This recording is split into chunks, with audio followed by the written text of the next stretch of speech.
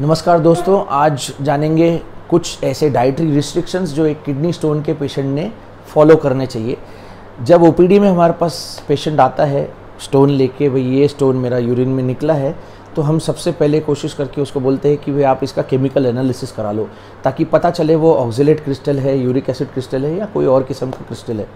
Chemical analysis के साथ साथ हम उसे बोलते हैं कि अपना मेटाबॉलिक प्रोफाइलिंग भी करा लो, जो ब्लड टेस्ट और यूरिन टेस्ट से होता है, ताकि पता चले कि जैसे यूरिक एसिड एक मेटाबोलाइट से बनता है तो उस प्रकार का कोई ऐसा स्टोन मेटाबॉलिक इम्बैलेंस से तो नहीं हुआ है।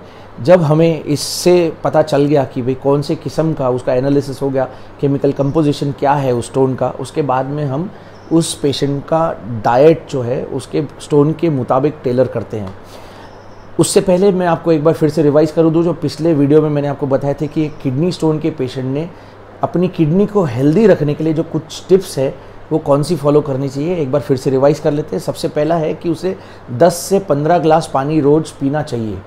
दूसरा टिप जो याद दिलाऊंगा कि उसमें अपने सॉल्ट रिस्ट्रिक्शन होना चाहिए, यानी कि कम से कम नमक का सेवन करना है ताकि बॉडी में ब्लड प्रेशर ना बढ़े और इनडायरेक्टली किडनी पे असर ना बढ़े।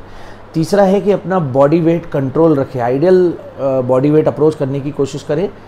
बीएमआई को, बॉडी मास इंडेक्स को 25 से नीचे रखने की कोशिश करें। अपनी शुगर्स पे कंट्रोल करें, अपने ब्लड प्रेशर पे कंट्रोल करें।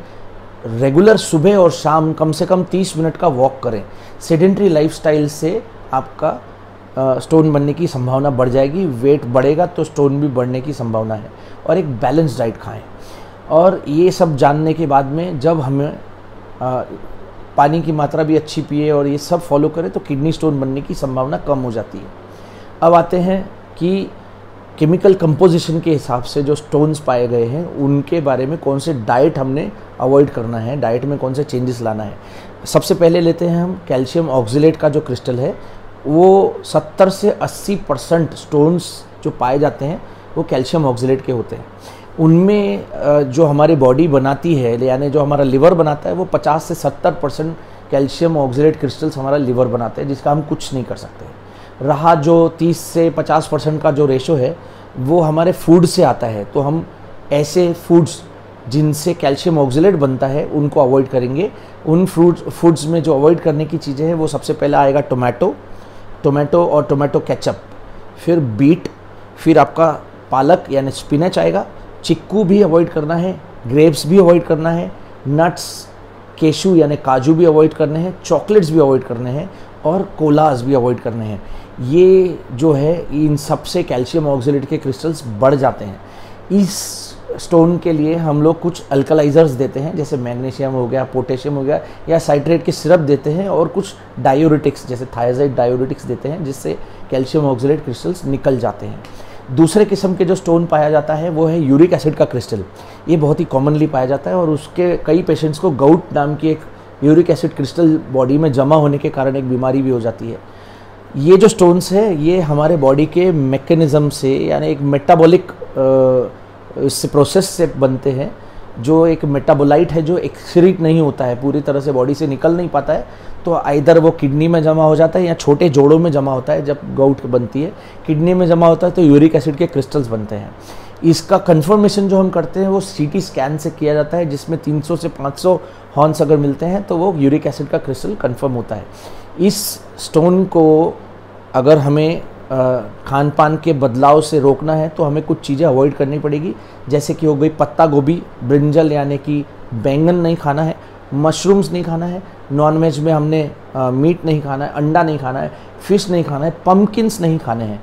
ये कुछ चीज़ें हैं जो इसमें बदलाव करने से हमें यूरिक एसिड के क्रिस्टल्स होने से बच सकते हैं।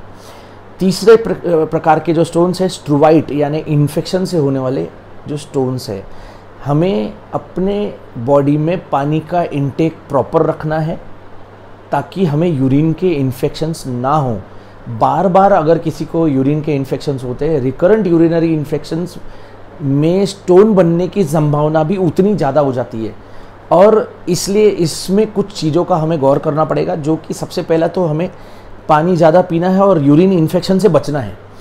दूसरी जो चीज़ है जो कॉमनली हम लोग गलती कर बैठते हैं कि बाज़ार से जाके कोई भी अल्कलाइजर सिरप ले आते हैं, इन्फेक्टिव स्टोन्स में वो नहीं करना है। इन्फेक्टिव स्टोन्स में हमने अल्कलाइजर नहीं पीना है, रादर हम उस वक्त ब्लड को या हमारे यूरिन को हम एसिडिफाई करते हैं विटामिन सी की गोलियों से, ताकि इन्फेक्टिव स्टोन्स न्यूट्रलाइज होके निकल जाए।